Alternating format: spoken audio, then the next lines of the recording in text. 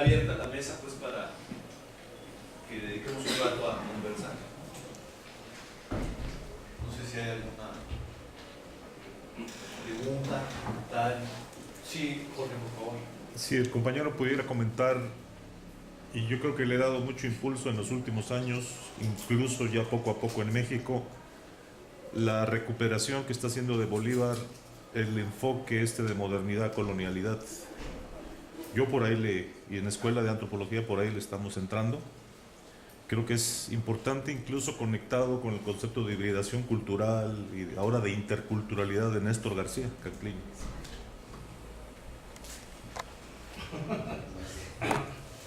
Sí, creo que el planteamiento, digamos algo que no dije, cuando Bolívar da a conocer sus planteamientos sobre el etos barroco de manera pública, una de las cosas que mayor ruido hizo fue el tema del mestizaje cultural, justamente porque el tema del mestizaje también es un concepto muy complicado para los países latinoamericanos, en buena medida porque es un concepto que las naciones y los estados liberales nacionales utilizaron para reivindicar la nación que el Estado inventa como tal. Recuerdo que había discusiones en torno a este planteamiento de Bolívar porque algunos se preguntaban cómo era posible que se atreviera a recuperar un concepto tan caro e importante para los estados liberales nacionales. Pero me parece que Bolívar está recuperando y está resignificando este concepto. Y eso es algo muy característico en la obra de Bolívar, es decir, toma conceptos que a veces son muy mal vistos y los reelabora y les da un significado diferente. En ese sentido, también es cierto que el planteamiento de Bolívar está apareciendo junto con otros conceptos como el de hibridación cultural de Canclini, o como por ejemplo el propio concepto de mestizaje que va a ser este historiador francés Gruchinsky con el pensamiento mestizo. Pero creo que sí hay una diferencia, y claro, todos los estudios recientes que están haciendo referencia a esto intentan encontrar un vínculo entre Bolívar y estos planteamientos, pero me parece que sí hay una diferencia radical, o por lo menos una diferencia que sí hay que señalar sin que esto signifique que no se pueda hacer un intento de diálogo reflexivo, y es que mientras Gruzinski, por ejemplo, está reivindicando los espacios de frontera que asume como inevitables dentro del proyecto de globalización capitalista, o Canclini, que está planteando justamente como un conjunto de estrategias también derivadas de esos procesos globalizadores, Bolívar, y por eso insistí, lo está pensando, y por eso es importante su concepto de la idea de que el mestizaje cultural al que se refiere viene de los indios urbanos del siglo XVII, es porque está refiriendo a estos procesos que se dan por abajo y en resistencia a esa modernidad. ¿Esto qué quiere decir? Quiere decir que, por ejemplo, algunos, a partir de conceptos como el de Canclini y demás, por ejemplo, si vieron aquella película de Moulin Rouge, ¿no? Decían, esa es una película barroca. No, claro que no, esa no es una película barroca. Esa es una película en donde plantea una mezcla desde arriba, porque eso es lo inevitable desde el proyecto globalizador. En cambio, Bolívar lo está pensando desde abajo y desde la resistencia. Creo que por ahí se conecta con todos estos asuntos de lo colonial, etcétera. Pero yo, por lo poco que he alcanzado a saber, no soy experto en esas cosas, sí noto múltiples dificultades para articular el discurso de Bolívar con esto, ¿no? Porque justamente creo que lo de Bolívar no es una reflexión aquiescente y sancionadora de lo que está pasando con la modernidad capitalista y la globalización, sino al contrario, lo que está proponiéndonos es detectar cómo dentro de esa barbarie las culturas, particularmente culturas que están en crisis, por eso la importancia del ejemplo de los indios, que están a punto de desaparecer, toman en una posición activa y decidida la reconstrucción de un proyecto civilizatorio que incluso en el caso de Bolívar va a hablar de esta dimensión imaginaria muy sartreanamente. Pero me parece que ahí sí hay una distinción que hasta lo que yo poco insisto que conozco, creo que no queda tan claro en estas discusiones, ¿no? Porque el concepto de mestizaje inmediatamente refiere a mezcla porque sí. Y entonces toda cosa que es una mezcla entonces se parece. Y yo creo que no, yo creo que ahí Bolívar está planteando una cosa muy fina que hay que tener en cuenta y que no necesariamente se vincula con estos planteamientos. Ahora eso trae otro problema, porque en efecto el planteamiento de Bolívar sobre el mestizaje cultural, por lo menos en América Latina, supondría una diferenciación no solo con otros territorios de otros continentes, sino en el propio territorio mexicano. Por ejemplo, el norte no sufre esa actitud, no juega esa actitud de mestizaje que Bolívar ve, y eso es clarísimo, ahí no hay este proceso tan claro como Bolívar lo plantea. Y entonces por eso yo insisto en que si bien es cierto cuando Bolívar dice que la primera modernidad latinoamericana es la barroca, se refiere en buena medida a esto que hacen los indios, pero a este nudo complejo de otros proyectos también barrocos, que es el jesuítico, que se va a montar sobre el proyecto de los indígenas, que es el de la corona, que se va a montar sobre el proyecto de los indígenas, y por eso es tan abigarrado. Pero creo que sí, al menos metodológicamente sí habría que hacer esas distinciones, y encuentro como un problema, en lo que yo he leído, insisto, no soy muy especialista en estos temas, pero sí he visto que hay esas dificultades. Exacto, pues, felicitaciones por tu intervención. En primer lugar, me ha gustado mucho la insistencia con la que intentas rescatar, defender la unidad, la integralidad del pensamiento de Bolívar Echeverría, que otra de las dimensiones que me gustaron mucho de la intervención ha sido pues, el tomar el pulso a cómo está siendo recibida la obra en su difusión actual y cómo está sirviendo para identificar nuevas investigaciones, pero también pues, ha sufrido la mala interpretación que de diversas maneras tiende a escindirla, ¿verdad? A fragmentarla, a establecer un Bolívar revolucionario y uno más bien apaciguado, uno de crítica de la economía política y comunista y otro más bien acompasado con la modernidad contemporánea, más culturalista, etc. No te repito, simplemente quiero insistir en que reconozco esta toma de pulso de lo que está sucediendo y muy oportunamente tú sales al paso. A mí me parecería que valdría la pena insistir o subrayar, no sé qué te parezca, justamente para consolidar esta integralidad, para también contestar quizá o establecer mejor los límites con los que podría dialogar Bolívar Echeverría con ideas sobre el mestizaje o ideas sobre la colonialidad o cualquier otra interpretación de lo que sucede en América Latina, etc.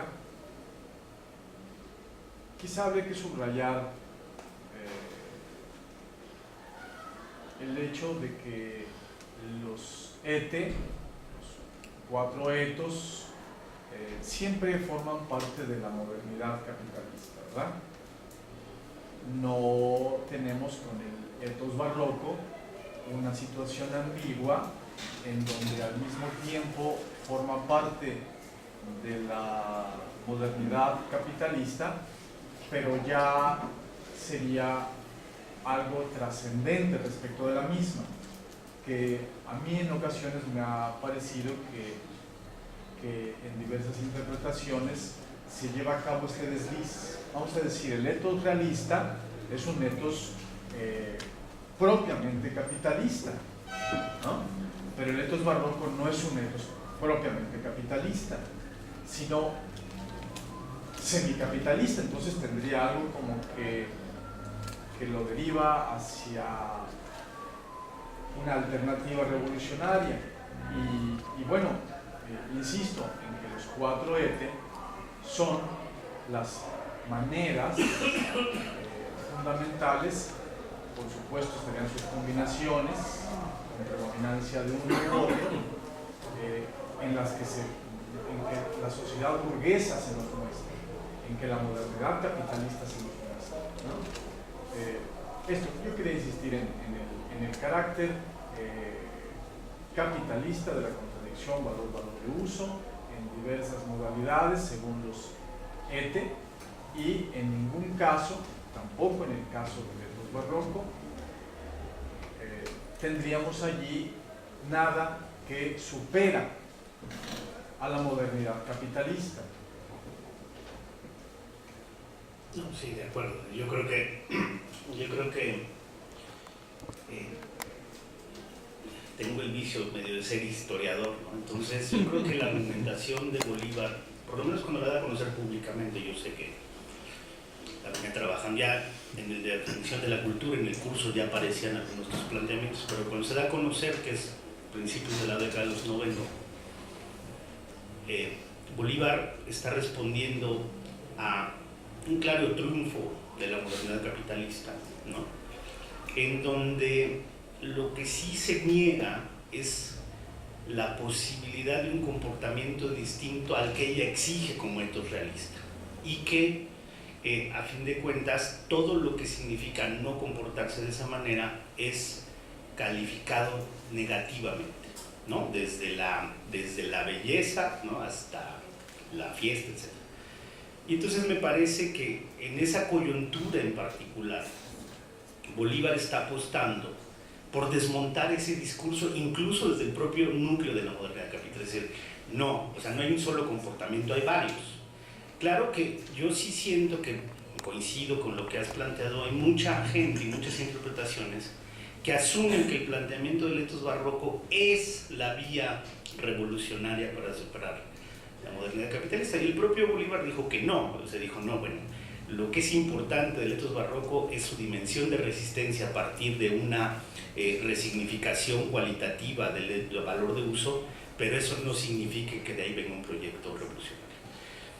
Recuerdo, ahorita estaba intentando recordarlo, no lo tengo muy presente, pero en uno de sus textos, en el discurso crítico, si no mal recuerdo, en alguno de los textos él señala que justamente todo este planteamiento de la recuperación del valor de uso, etcétera, únicamente puede volverse revolucionario en la medida en que se tenga claro un proyecto revolucionario, ¿no? Es un poco, es decir, también hay una mirada hacia el futuro, no solo hacia el pasado, o esto, como yo dije, un presentismo, pero no constante.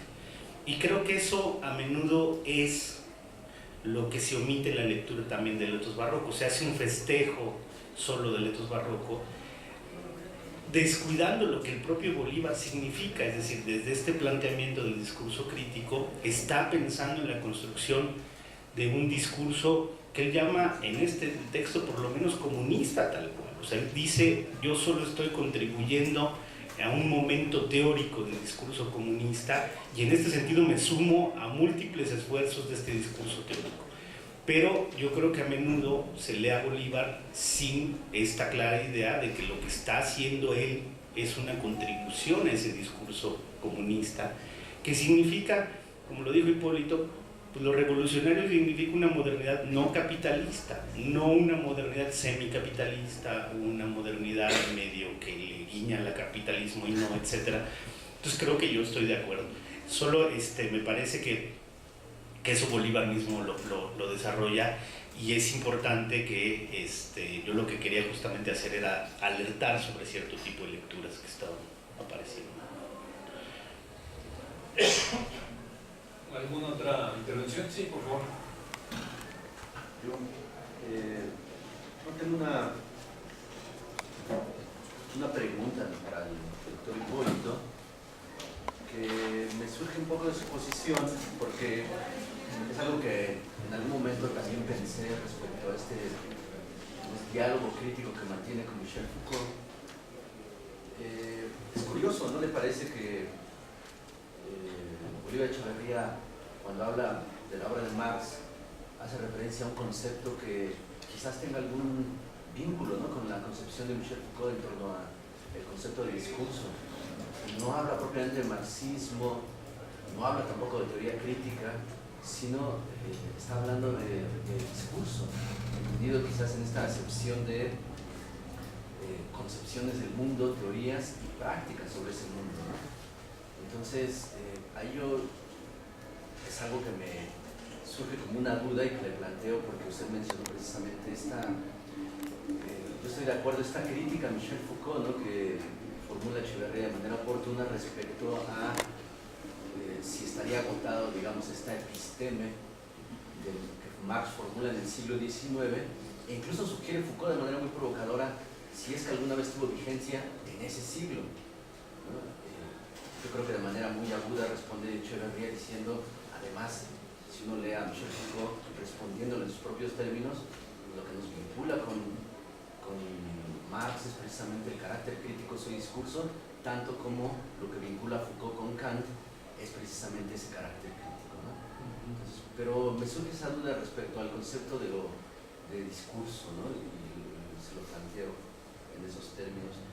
Y respecto a la exposición de Isaac, hay algo que también me llama la atención porque si bien es cierto que el etos barroco, diríamos, tiene como estrategia, ¿no?,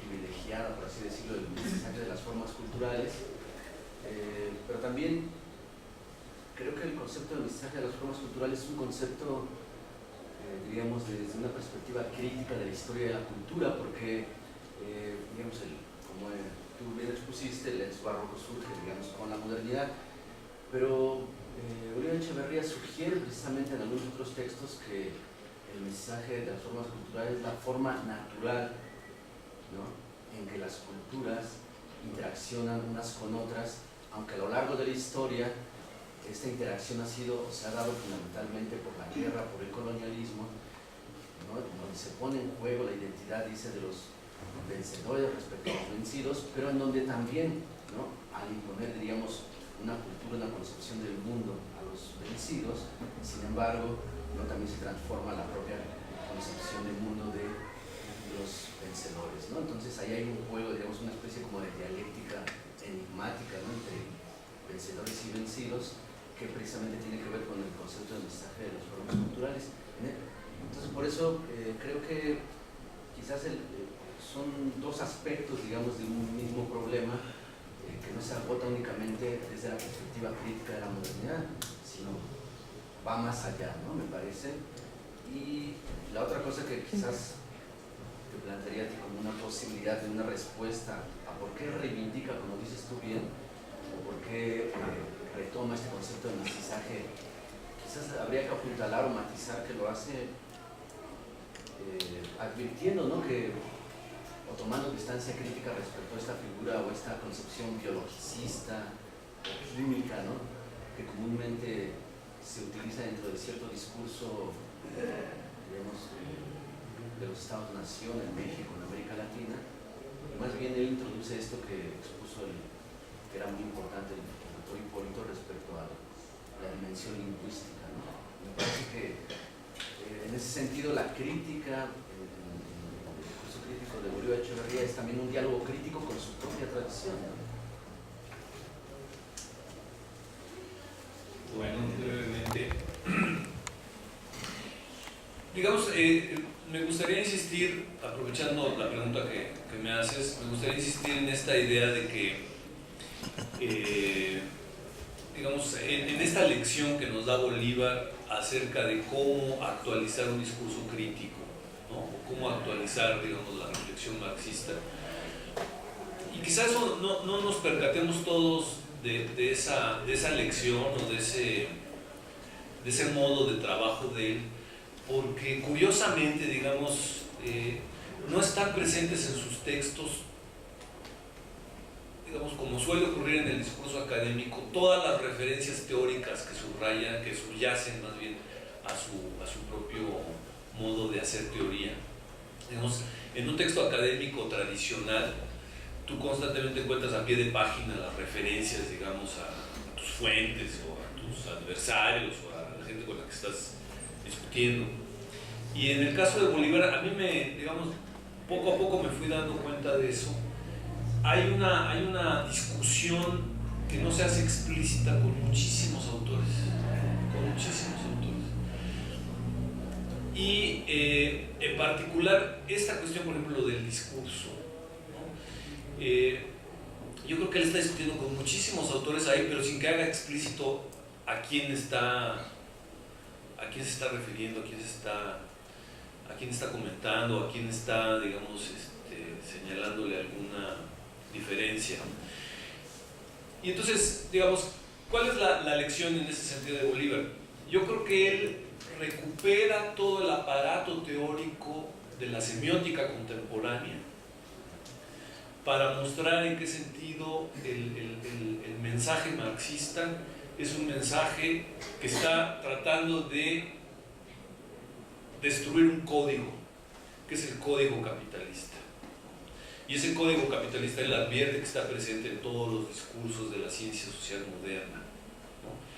¿Y cuál sería digamos, el rasgo básico de ese código que organiza los discursos de la ciencia social moderna? Entonces, él está refiriendo justamente a una forma, diría él, de subcodificación de los discursos, donde el mensaje digamos, la matriz capitalista está presente, en tanto que está afirmando, digamos, la naturalidad de las relaciones sociales dominantes, ¿no? Es decir, la naturalidad o lo afirmativo de las relaciones sociales actuales. Entonces, la idea de él es cómo trabajar sobre el código para desestructurar ese código y mostrar que hay otras formas de constituir al orden social dominante, como hay otras formas de constituir el orden social. Entonces, este concepto de discurso, como tú bien dices, está presente en Foucault, ¿no? O sea, Foucault tiene toda una reflexión acerca del discurso del poder. Y Foucault, pues no casualmente, digamos, era parte del gran equipo, de la gran corriente francesa que se agrupa alrededor de la revista Tenquel, ¿no? Donde están, digamos, Kristeva, o está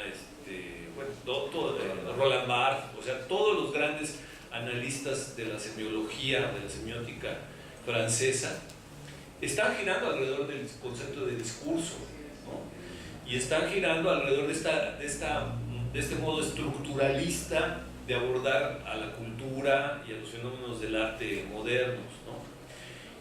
Y Bolívar, digamos, en ese sentido llama la atención que no haga más explícito con quién está debatiendo, y se limita de alguna manera, yo diría también de una manera muy respetuosa de él,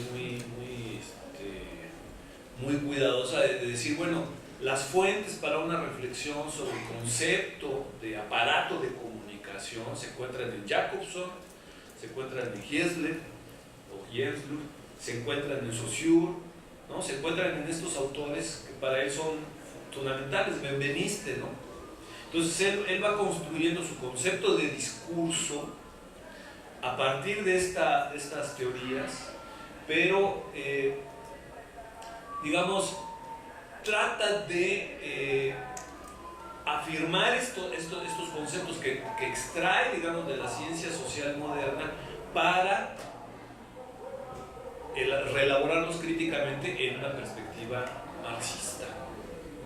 Entonces, por eso, digamos, es que sí tiene necesariamente que hacer una referencia crítica a Foucault, que fue, digamos, uno de los que con mayor digamos, una aproximación más estratégica, elabora también el concepto de discurso, ¿no? Pero es una de las pocas referencias que él hace explícitas, ¿no? Cuando se refiere a Foucault. O sea, no se vuelve a referir a ningún otro, ni a Lacan, ni a Deleuze, ni a Guattari, ni a Lyotard. O sea, a pesar de que sí está discutiendo con ellos, ¿no? A pesar de que está discutiendo con ellos, no lo hace explícito, ¿no? Entonces, eso, digamos, de alguna manera, yo creo que también eso, para volver un poco a la reflexión que hacía hace un momento Isaac, eso también, digamos, forma parte de una suerte de límite de la propia aproximación de Bolívar, yo diría. O sea, que no no hace más explícito su debate con las ciencias sociales que en ese momento tenían la mayor presencia en la literatura y en las universidades de México y del mundo, ¿no? Yo creo que eso, de alguna manera, hoy nos empezamos a dar cuenta lo importante que es rescatar el discurso de Bolívar para mostrar que está discutiendo con todos ellos y que les está dando una respuesta a los temas de cómo construir un discurso crítico y cómo reconstruir, digamos, la teoría semiótica contemporánea, ¿no? Yo creo que es ahora, digamos, un aspecto que se va a valorizar más, ¿no? Sí, porque, como comentaba yo en mi exposición, marxistas que en ese momento conocían bien el trabajo de Bolívar no apreciaban la importancia de su entrada en el análisis de la semiótica, como Sánchez Vázquez, ¿no? Sánchez Vázquez decía, eso es como prestarle atención a un aparato teórico que no es marxista, ¿no? Y yo creo que también esa es la lección de Bolívar, o sea, ningún discurso marxista puede vivir como discurso positivo, tiene que ser siempre un discurso en referencia a los discursos de la clase dominante en el momento actual.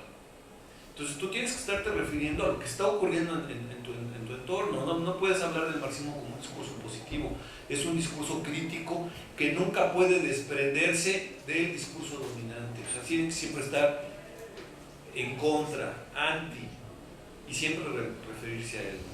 Bueno, creo que es mi... Bueno, sí, yo estoy de acuerdo. Creo que hay una parte que es importante en Bolívar en torno al mestizaje y todo este tipo de cosas, es porque a menudo, por lo menos desde una perspectiva imperante, hegemónica, etc., siempre se ha pensado el mestizaje como un asunto terso, ¿no?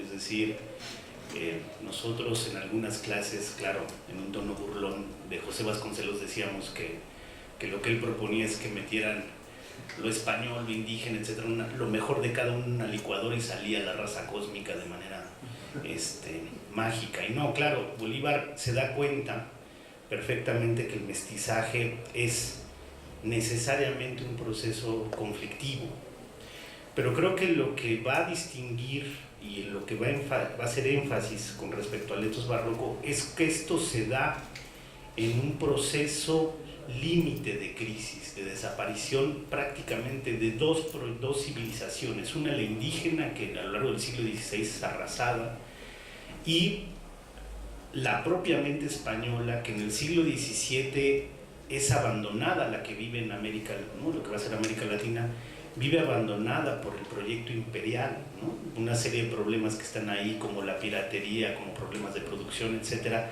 y por el exclusivismo comercial dejan a todo este territorio al garete, ¿no? Digamos, es el gran siglo de la corrupción. Yo sé que ahora creemos que la corrupción es lo más fuerte, pero cuando uno revisa eso sí, todos los expedientes del siglo XVII, uno lo que encuentra es un mundo maravillosamente corrupto que va a permitir sobrevivir justamente a eso, y es lo que le va a dar sustento material a todo esto. Entonces, es importante, creo que tienes toda la razón, Bolívar está siendo muy crítico con las formas culturales, está dando una explicación de cómo se genera y avanza la cultura, pero está poniendo énfasis en la crisis, por lo menos en el siglo XVII en América Latina, pero también en el conflicto. Y en este sentido, solamente quisiera leer una frase que yo recupero de Bolívar porque me parece muy explícita, ¿no? Donde dice Bolívar que, por ejemplo, en el caso de que se pudiera llegar a una modernidad alternativa no capitalista, sería, dice, la entrada en una historia en la que el ser humano viviría él mismo su propio drama, es decir, viviría con conflictos, por supuesto, pero y no como ahora, un drama ajeno que lo sacrifica día a día y lo encamina sin que él pueda intervenir para nada a la destrucción, ¿no? Creo que en ese sentido Bolívar sí es muy crítico, también está marcando distancia de todas estas formas culturales que en efecto, por lo menos en México y en manera muy clara en México, hablan de un mestizaje sobre todo biológico, ¿no? Acuérdense Octavio Paz y la famosa chingada, ¿no? Pero que también, cuando no hablan solamente biológico, hablan de cosas como Gamio, por ejemplo, ¿no? Que Gamio decía, hay que quitarle al indígena todos sus elementos retardatarios para que esto se pueda volver una nación que se inserte en el concierto de las naciones, ¿no?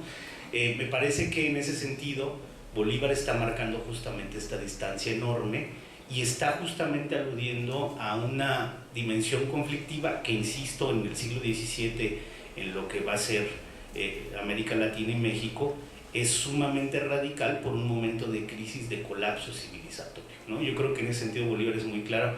Si los indígenas urbanos lo que hacen es que se están enfrentando a la muerte, no se están enfrentando a tal o cual cosa, se están enfrentando a la posible desaparición civilizatoria y optan por esta codigofagia para poder sobrevivir.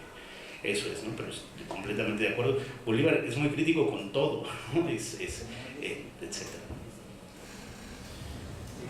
Bien, vamos a hacer un pequeño break, ¿no? Son 12:30, vamos a darnos 10-15 minutos máximo. A Gruchinsky con el pensamiento mestizo. Pero creo que sí hay una diferencia, y claro, todos los estudios recientes que están haciendo referencia a esto intentan encontrar un vínculo entre Bolívar y estos planteamientos, pero me parece que sí hay una diferencia radical, o por lo menos una diferencia que sí hay que señalar sin que esto signifique que no se pueda hacer un intento de diálogo reflexivo. Y es que mientras Gruchinsky, por ejemplo, está reivindicando los espacios de frontera que asume como inevitables dentro del proyecto de globalización capitalista, o Canclini, que está planteando justamente como un conjunto de estrategias también derivadas de esos procesos globalizadores, Bolívar, y por eso insistí, lo está pensando, y por eso es importante su concepto de la idea de que el mestizaje cultural al que se refiere viene de los indios urbanos del siglo XVII, es porque está refiriendo a estos procesos que se dan por abajo y en resistencia a esa modernidad. Está abierta la mesa pues para que dediquemos un rato a conversar. No sé si hay alguna pregunta, tal. Sí, Jorge, por favor. Si el compañero pudiera comentar, y yo creo que le he dado mucho impulso en los últimos años, incluso ya poco a poco en México, la recuperación que está haciendo de Bolívar el enfoque de modernidad, colonialidad. Yo por ahí y en la escuela de antropología por ahí le estamos entrando. Creo que es importante, incluso conectado con el concepto de hibridación cultural y ahora de interculturalidad de Néstor García Canclini.